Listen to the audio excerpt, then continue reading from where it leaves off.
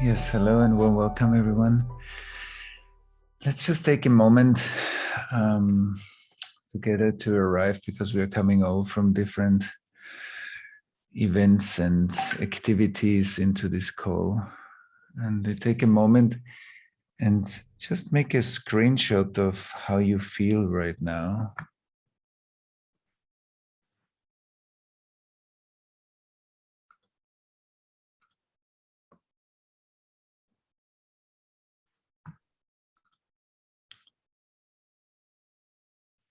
And once it doesn't matter, everything you find is great. Feel a bit stressed and tight or very relaxed and open. And then let your breath, especially your exhalations, take you a bit deeper into body sensations. So every time you exhale, you can prolong it a bit or slow it down. And use the exhalation wave to connect to the live parts of your body.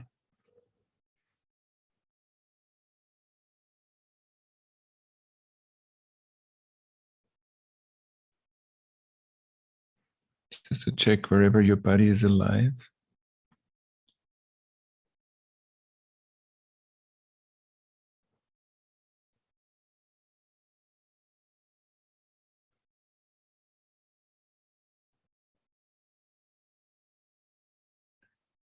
And then to take a moment to see when you feel your body, a part of you is aware of that.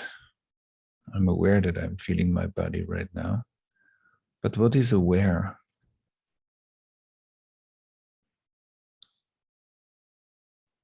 What is the awareness itself? Just right now in this moment, not when we think about it, when we sense or feel the awareness or become aware of the awareness.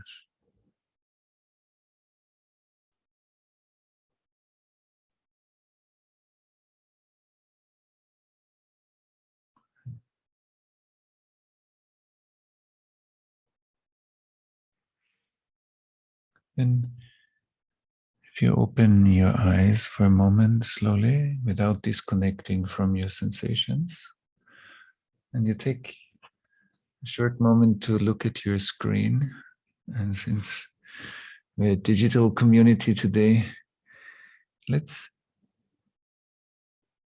use your whole body. If you look at your screen with your whole body,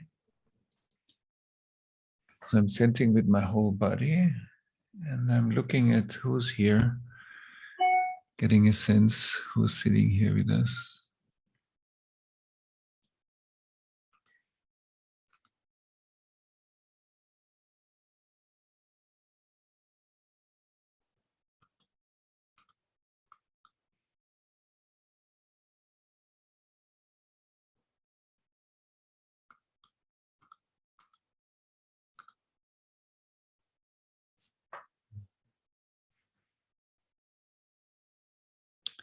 The basics of human relation is I feel you and I feel you how you're feeling me.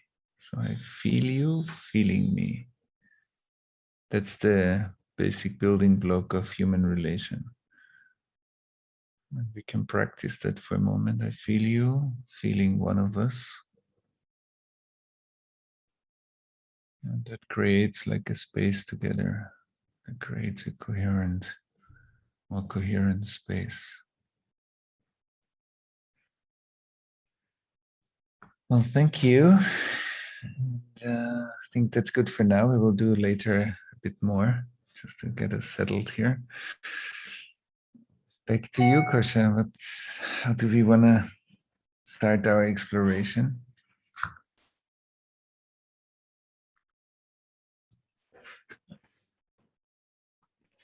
I just need to come back to you as well, Thomas. So, yeah, I think it would be great to start just from the basics. So what is trauma? Where does it come from? And how does it co-create or shape our reality?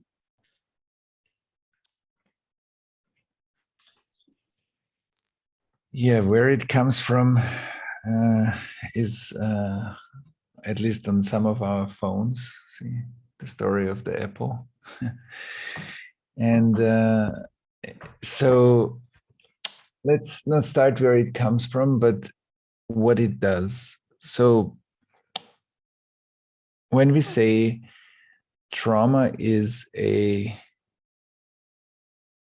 not the experience, when we go through a difficult experience, I'm talking about trauma is what happens in us when we are going through a strongly overwhelming experience, phase, series of experiences. Then there is an intelligent response that evolution developed, which means that if trauma is a moment where the computer gets overloaded. So there's two movements. One is extremely high stress, and the other one is a shutting down and a numbing. So suddenly we have two.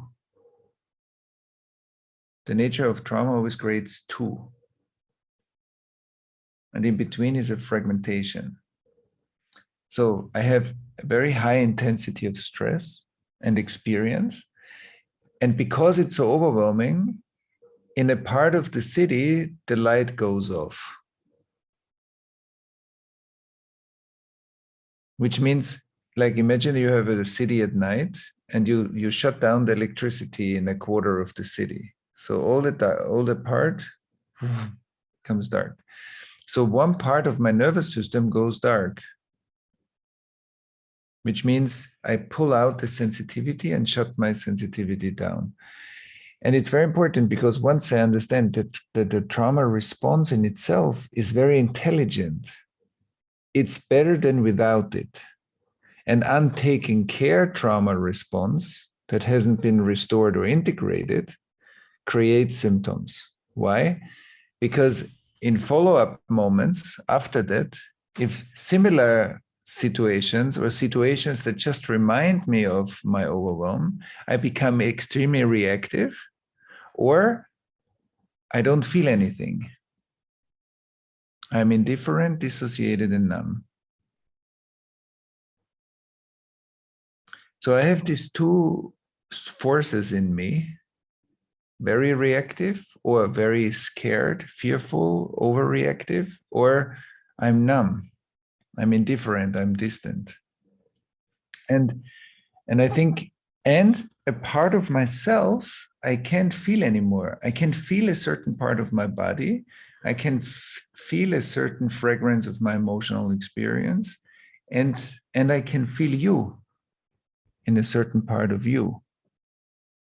Because trauma hurts our relational capacity. So the relational movement, I feel you feeling me, is being reduced or fragmented and shut down. And one consequence is that subjectively, I feel more separate. I feel more separate. I feel more alone. I feel more distant. And so separation is a trauma phenomenon. But disembodiment also. So when I ask you at the beginning, when you make a screenshot of your body, and then you drop deeper into your body, you can connect to your body where you feel yourself. You can also connect kind of to your body where you feel yourself just a little, but you cannot connect to your body. And maybe you don't even know that you don't feel yourself in certain areas of your body where you are numb, or everybody. And so the reason why we also bring this into the climate change conversation, because the evolution and development are capacities of movement relating to each other are capacities of movement. When I feel you and I listen to you, I create a synchronization so that my nervous system and yours create a more coherent relational space. But so these are capacities of movement, but trauma is a reduced movement. Trauma is reducing the movement of life because it's freezing. And we all know this when we say part of my life is more difficult, or I had a difficult situation, or I had a difficult interaction with somebody. That's where we feel the reduced movement. And that's why even if we are very intelligent, we cannot solve certain situations or parts of our life, not because we cannot, but because of the triggers that come up. And the other one is that trauma didn't start with us. And that's, I think, where collective trauma comes into being. Trauma was here thousands and thousands of years. All of us have been born into like a pre-traumatized world. And so detaching trauma from a merely personal experience, so trauma is what happened to me when I was 3 or when I was 7 or when somebody had a car accident. So then something happened and I can connect my biography to my trauma. And a lot of the trauma work that we see at the moment is centered around that. But what I have seen in the last 20 years in all those bigger facilitation processes that we did around large-scale wounds, as Kosha mentioned before, I see, wow, I grew up in Vienna as a boy in post-World War Vienna. And nobody told me that the atmosphere that I felt, a certain kind of interactions between people, how people behave, how people interact with each other, certain feelings in society or processes in society, that all of that is going back to frozen aspects of life. So I grew up and said, that's how life is. Until I learned, no, Thomas, this is not how life is. There's one part how life is, that's true, but then there is another part, and that's how life is when it's hurt. That's different. If we normalize trauma, we normalize repetitive processes that are actually living in the past. And then we complain about them because we say, you see, it repeats itself over and over again. But if I see that I'm complaining about something, let's say with my wife, I have the same relationship argument again and again periodically.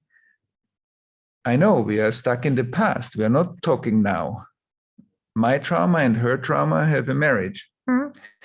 And then that moment of friction, but we know that moment because we had that moment already 10 times or 20 times already. When that happens, it's not fresh and it's not even happening now. It's my past interacting with her past, creating a past conversation. It's not emergent. It doesn't arise out of this moment. It's not happening in presence. And trauma is bound to repeat.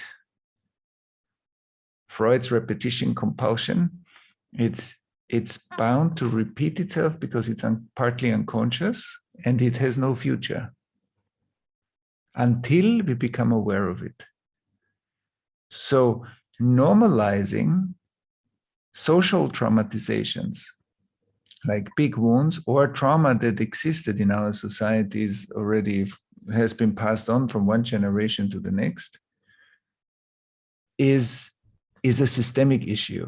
So from it being an issue of one person with a therapist, which is also true, it becomes a social issue that concerns all of us because trauma exists all over the world and it exists over a long time. Look at Europe and its wars, look at the US and its history, look at Asia, look at everywhere, basically.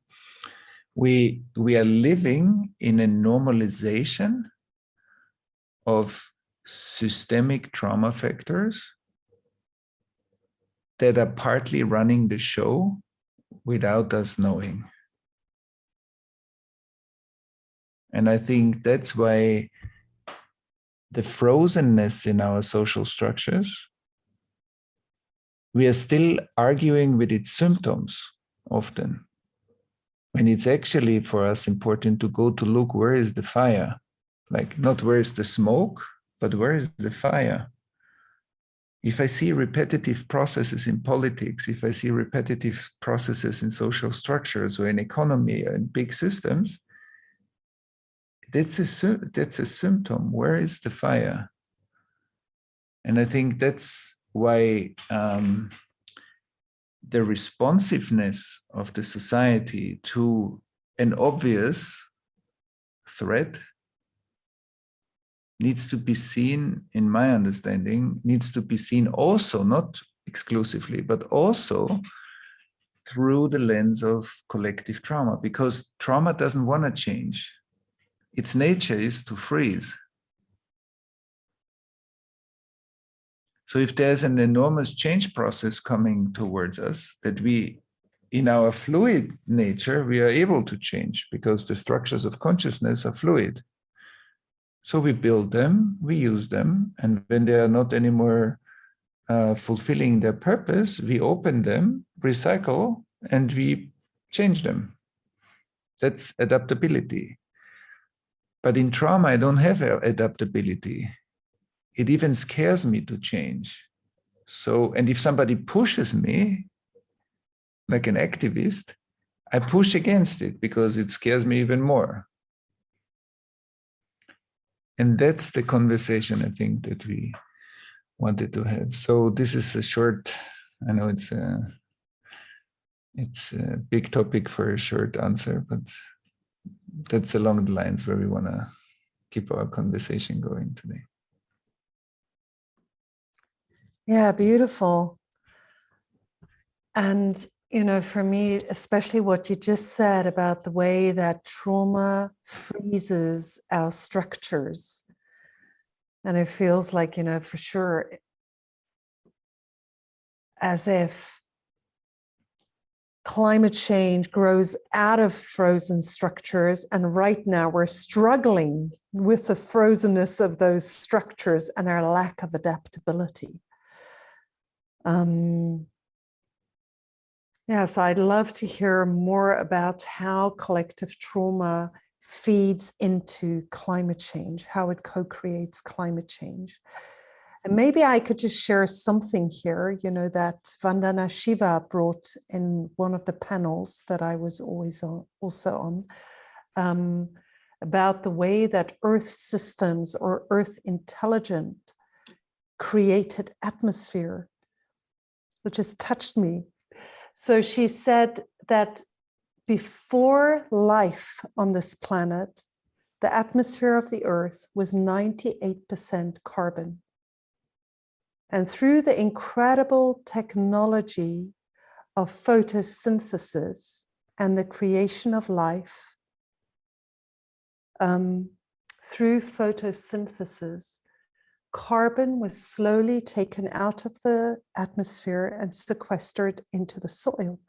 Until today, we have an atmosphere of only 0.04% of carbon in the atmosphere.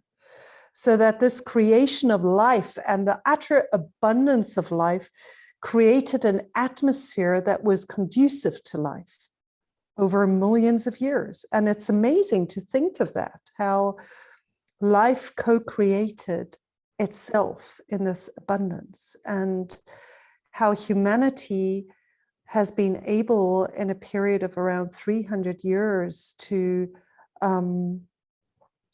burn up so much of that sequestered carbon and bring it back into the atmosphere.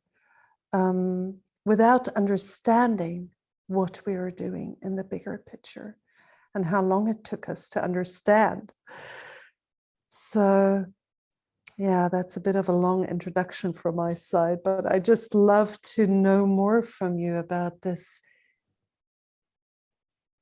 Yeah, the bite out of the apple, or how we fall out of that creation, that we no longer hear the information that we need to receive to live in a responsible way on this planet, and how hard it is for us now to adapt our structures. Right. But the good news is that I think once enough of us become aware of the symptoms of trauma, in personally, but also systemically, how some of the structures in our society are made out of ice. They're not made out of movement, they are made out of reduced movement, repetitive movement, or the past that is perpetuated. And so the more of us systemically that are able to witness those trauma structures and detect it for what it is, like become aware of it, it will incredibly speed up the process of change. Because let's use one example. Let's say you, Kosha, right now, when I look at you, you inform me. What does it mean? It's in formation, which means when I look at you, you are living already in my central nervous system, because the kosha that I see is already in me. The kosha that I see happens in here. And the Thomas that everybody sees right now happens in you. Your perception shows you a Thomas, but the one that you see is in your brain. But it's already very interesting, because we inform the world in form. We create a form in each other. We have the power to create a form in each other. And we let ourselves be informed. Sometimes the information stays up here. I'm very well informed, like I know a lot about what's happening in the world, but I'm not able to feel what's happening in the world because it's too much for me. So then the information goes up to here. Or I hear something, I understand it cognitively, I can think it, I can sense it, so it makes sense, and I can feel it in my body. I can have a representation of it in my body. So when I feel you, I can allow you in me as deeply that my body feels your body pretty precisely. That's a matter of being informed. But often we are not really informed, because we hear information cognitively, but we don't allow it into its embodiment. But what is my body? My body is millions of years, as you said before, of life. My body is not just 50 years old. My body is millions of years old. And all that wisdom is in cells being able to form tissues and organs and nervous systems and the more complex emotions and complex thinking. And so when we are sitting here, we are looking through all of that. And I think one important aspect is that if we, through our embodiment, become aware of the trauma that's also in the room, And we start sensing that. Not just we know that there must be trauma in the room. No, that it's something we start to feel. Then the system of us starts to create the systemic witnessing or awareness. And the second part, I think that's important, is that when we are being informed about climate change, we also need to be willing to embody climate change so that it creates a cognitive, an emotional, and a physical care.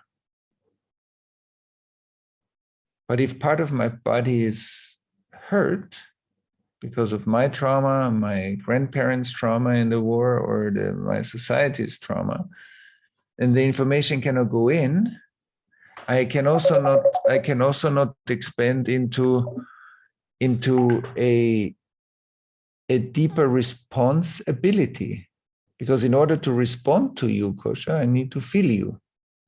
When climate change cannot come in and embody itself through me, I will not develop the responsiveness and the feedback capacity that nature around me needs within me to respond to its change. So it will create a delay. And I think becoming aware of what creates the delay is like taking a moment to reflect on that it's not just the stupidity of the society or the laziness of the society. There is something else going on, that the permafrost of our cultures needs to be seen and respected as that. And then we will be more and more skillful to work with it and support it into a movement. Because if I create a pressure onto a trauma in a person, I create a resistance, I get a backlash. The person will retreat, the person will contract, the person will walk away, or will stop feeling. So that's not the skillful intervention. And I think we are about to learn how to do this systemically with much bigger social systems. Yes, I'd love to come with two questions in response to that. And one is just, as you say, about this pressure, creating in a way a pressure on a trauma where it's frozen. And at the moment, it feels like that creates like two such contradictory movements. We're here at COP, we have like, this is the last moment we have to take all these important decisions. It's a runaway climate change countdown and tipping points. So there's an incredible pressure to speed up change and a pressure on each other. Everybody's saying that everybody else is not moving fast enough. And on the other hand, to actually bring the compassion and the embrace to these places requires a slowing down. And it feels like two different movements that are not, it seems like it needs a miracle for them to meet. Right. We need to be able to discern what's the original movement, what's the authentic movement. And then there's the reduction or the numbing, and then there is the hyperactivation or the stress. So sensational media will trigger either the stress or the numbness. So sensational media will hit the overstress or the numbness.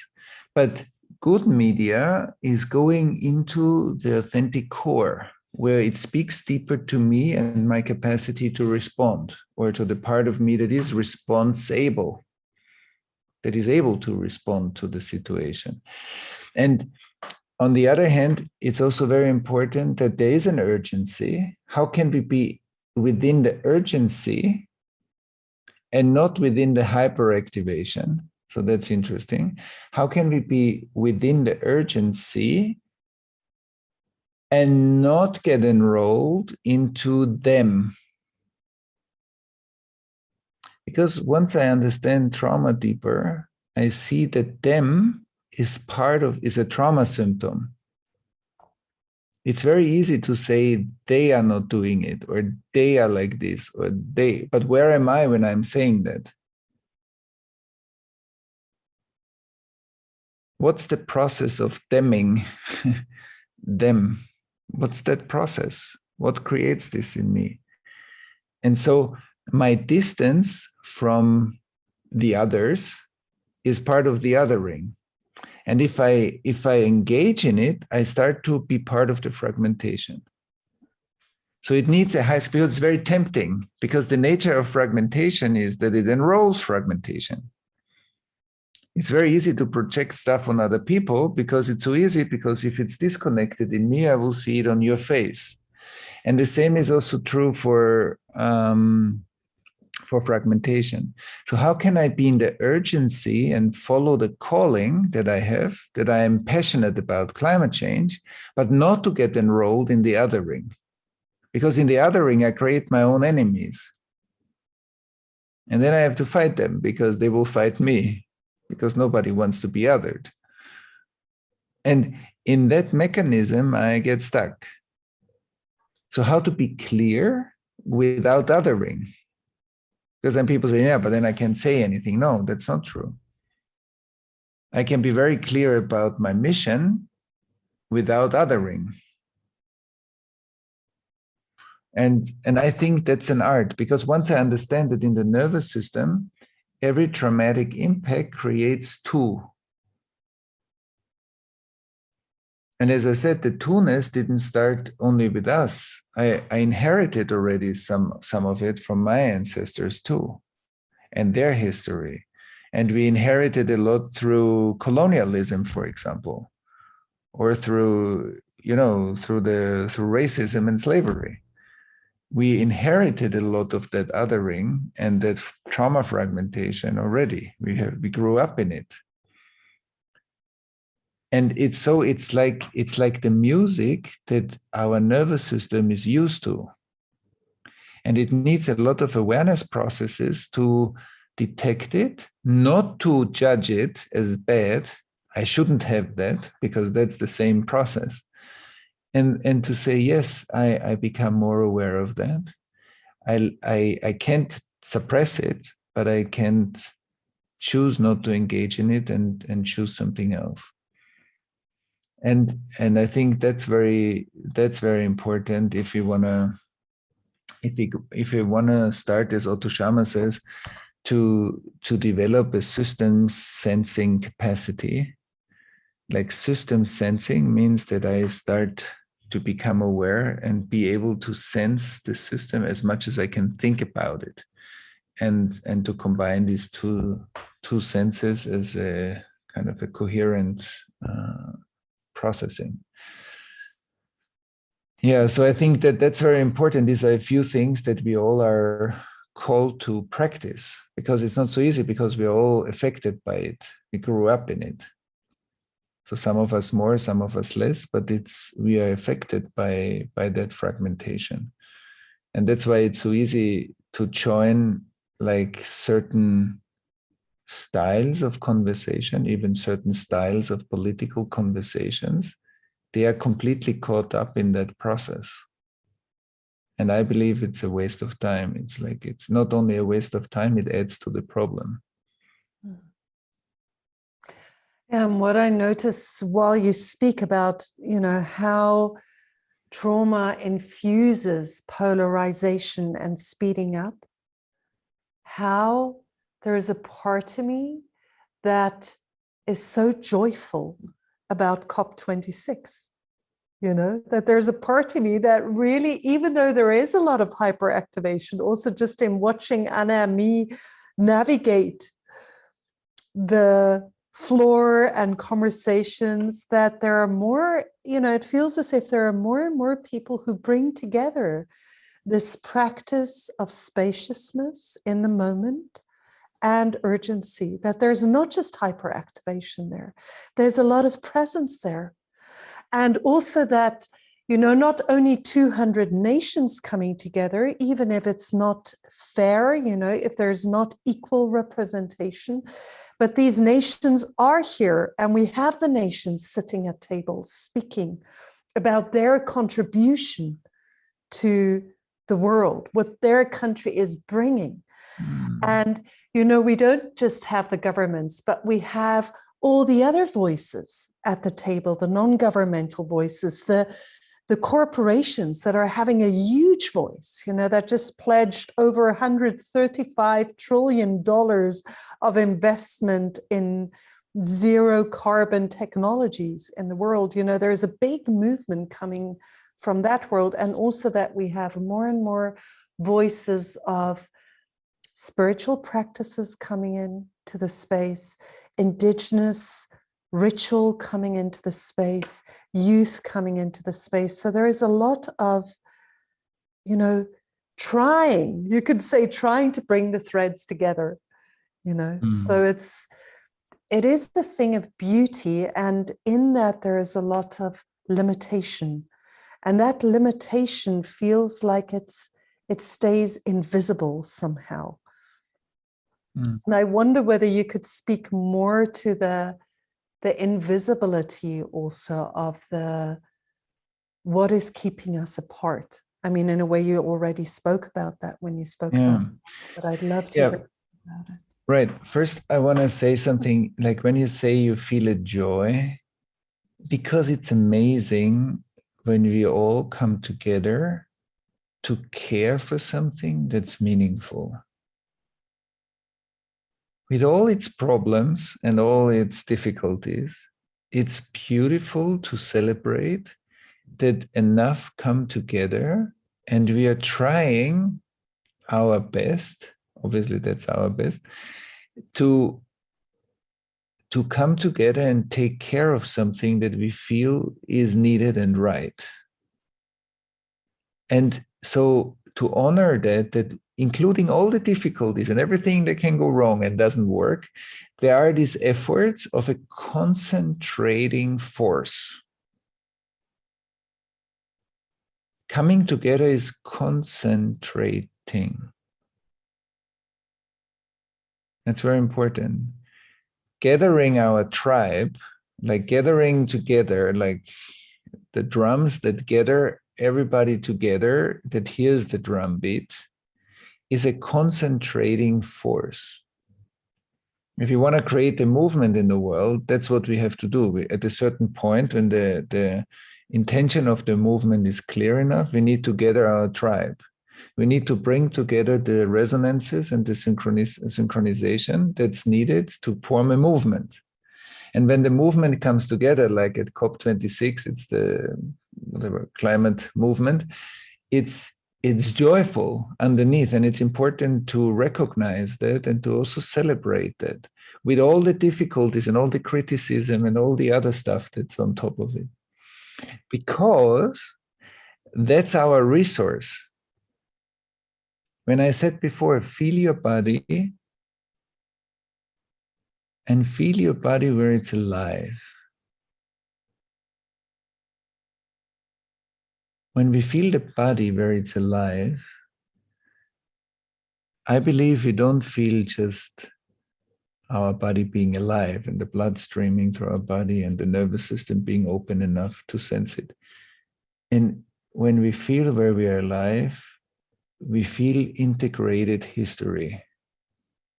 Because integrated history, in my understanding, is not behind us, but in us. It lives as us. Millions of years of history living as this moment. This is it. This looking, listening, speaking, being here. These are millions of years looking, listening, feeling, sensing, pulsing. So integrated history is flow. Flow is concentration. It's concentrated history. It's the wisdom of all our ancestors that went through difficulties, droughts, wars, all this, and survived it. apparently enough that we are here today. So that the going through disruption, repairing it, going through disruption, repairing it, sits deeply in our body. The resilience is also here. So that's one thing. The other thing is that when I need that concentrating force, because there is another force that I can't feel, and that's the dispersing force. Trauma is dispersing, fragmenting, cracks in the window. And so we are living, all of us, in these two forces. And we know this in our life. There are certain parts in our life that are very on, that are very flowing, they're very easy, they're very, and then there are other parts that are repetitively challenging, let's call it, or difficult. And in the one, I feel the force of concentration. In the other one, I feel the force of dispersion or fragmentation. And the interesting skill now to develop is that a lot of the invisibility is in the not feeling.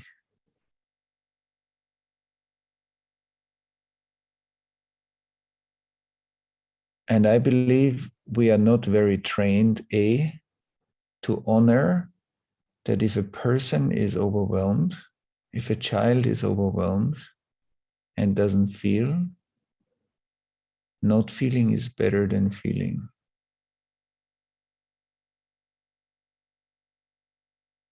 And it happened to us many times in our own development, because often as grown-ups, we don't understand what's already overwhelming for a child, because we judge overwhelm as we see it, not as the child sees it.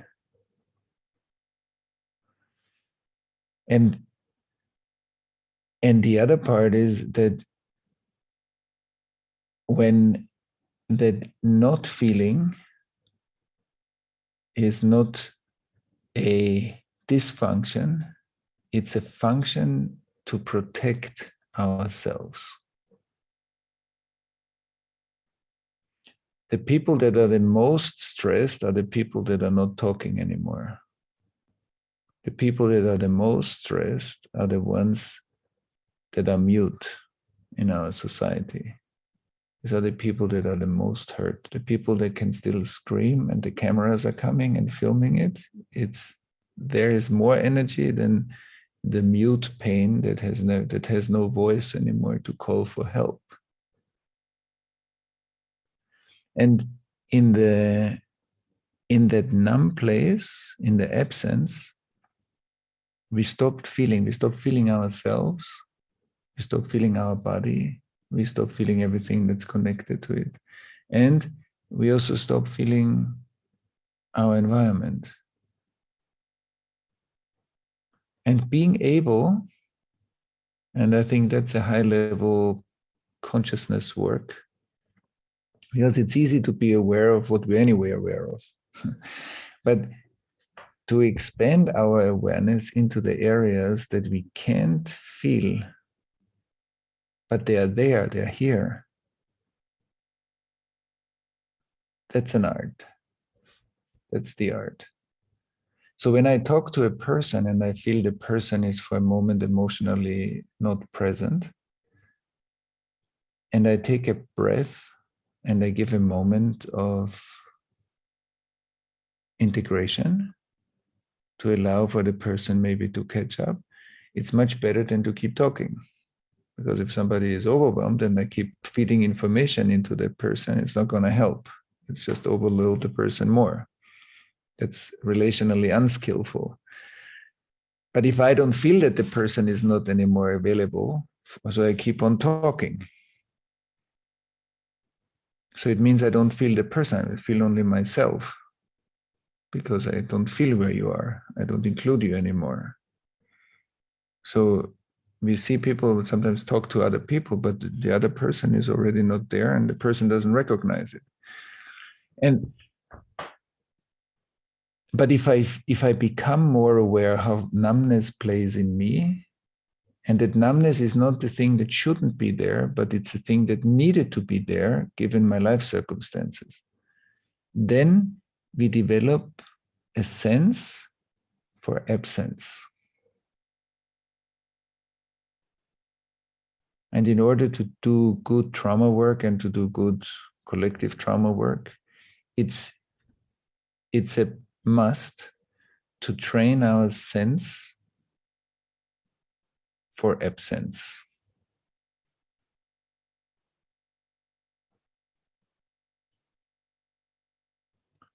Because once we can witness absencing to a certain degree, it's not anymore an unconscious absencing, it becomes a conscious absencing. And in that moment, it has a future. Everything that's being brought back into the light of the day, like into the light of conscious awareness, has a future. Everything that's drowning in the lake, which means it stays unconscious, it has only the past. It's bound to the past, it repeats the past, and it has no future. And I think that's an important, like the concentrating force is exactly the opposite. The concentrating force is what brain coheres, and what coheres also social systems. And that coherence is our power to respond to the current situation. But the other side is also true. And I think we need to gain more capacity how to become aware of the force of fragmentation. If something doesn't work, there's always something at work that it doesn't work. That's very important. I can look at, oh, it doesn't work. Or, what's actually working for it to not work? There's nothing that doesn't work. There are processes that I don't understand that lead up to the fact that it looks like it's not working. So I want to do something, but I hit difficulty. So what is this? What's the composition of this? And I think for the climate change efficiency, for the change efficiency, it's very important for us to gain more access to that which looks like that's the problem. Like that's the problem why it's not working. And that's what we need to get more awareness of. That's not stupid, that's intelligent. And I need to, but I can't yet fully grasp the intelligence. Once I make the intelligence my ally, movement's gonna be restored. We see this with every defense mechanism in a client. When there is a defense mechanism, the mechanism is highly intelligent. So we can't not have it. So if we have it, so let's make it our friend. And let's use it as an intelligence in the process. And I think the collective defense mechanism, because we have to see that if, for example, let's take Germany now. If we were to take off, or also Israel, where I'm right now, if we were to take off the collective unconscious and we would see everything, millions of people would go psychotic. It's not just that it's a mistake that it's there for a reason. The numbing and the shutting down and the suppression and like having 6 million people in concentration camps is an incredible amount of pain. That's not something we can just say, oh, let's see it. No, we cannot let's see it. It would burn our nervous system. It needs to be titrated back into consciousness. And 400 years of slavery and racism are an incredible amount of pain. They cannot just be lifted. So I think that's why I think that the amount of energy or intensity of life that we are talking about when we talk about these things, that's enormous. Yeah, and I think I can feel it even here in the space right now. It feels like the chat is very active and many people writing, and it's, even like this sense of trusting that all is well. That's a sense that really at the moment, in terms of climate change, is so hard to, it's not with us. Like, as you just spoke about the intensity of the pain in the past, and then if we come to the intensity of the pain that is currently experienced in the world, the suffering that is here and now, the suffering that is happening in the natural world, it's also, it's the same. Like, it's too intense for our nervous system. And I feel like that is also triggered in a way by COP26, and the experience of many people, many voices being excluded, many NGOs, many people from the world not being able to be here, their voices not being heard. So, before we were speaking about concentration coming together, and of course there's also exclusion. I just want to honor that here also, and just the sense of activation that connecting to that pain brings up in our systems right now, right here. Yeah. Yeah, and I know, Thomas, that you also wanted to lead us into a deepened attunement, and then we wanted to hear some voices here, or bring some questions in. So maybe it's time to move. Yes, maybe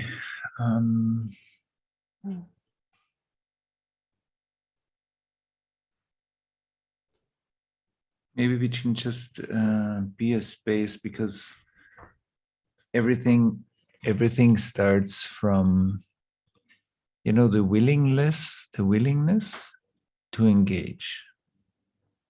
And I don't need to know and have all the answers ready, but I'm willing to be here, and I'm willing to be part of it. Why? Because I'm alive, and I'm alive in this time. So if I'm alive in this time, I'm willing to participate in it as much as I can. And we can just look at how the, many things that we shared, like what it leaves you with. What's the feeling in your body right now?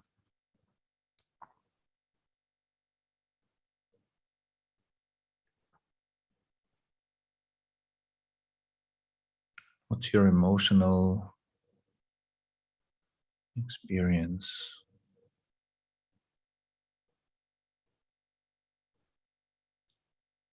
And to allow every fragrance of emotional participation.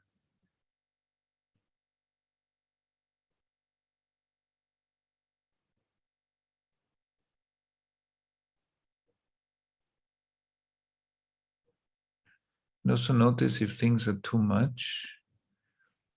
For example, you can't really tell what emotion is present right now in you, then that's equally valid. Sometimes if you feel overwhelmed, we feel overwhelmed. And that's okay.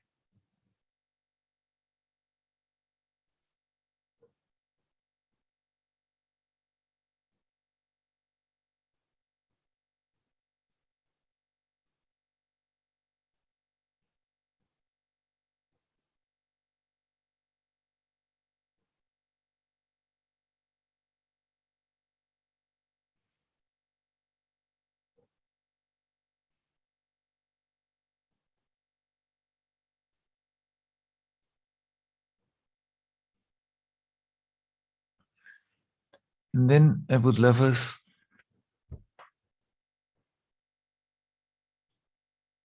to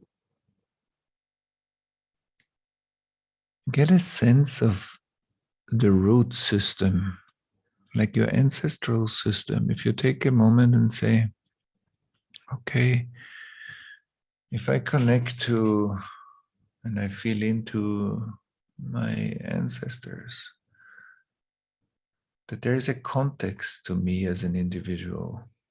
I just didn't appear here. I'm part of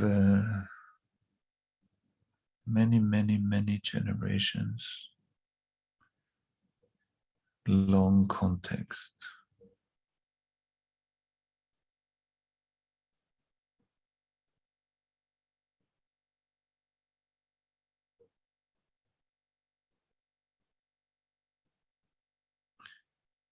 And there is a resilience that has been passed on to us, as much as also some of the pain of our ancestors rests with us.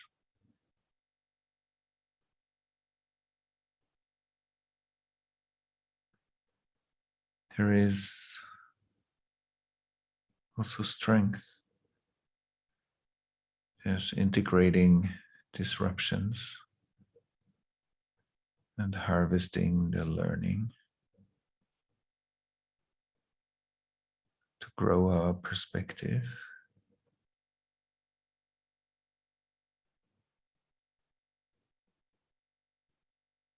So integrating trauma leads to post-traumatic learning and growth. And that happened already many times before.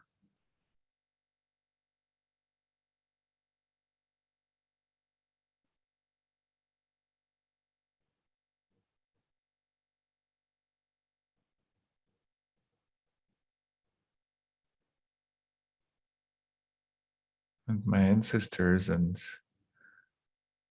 the root system goes back into the planet, to the substance of the planet. Also, we are the biosphere. We are not on the planet, we are the planet.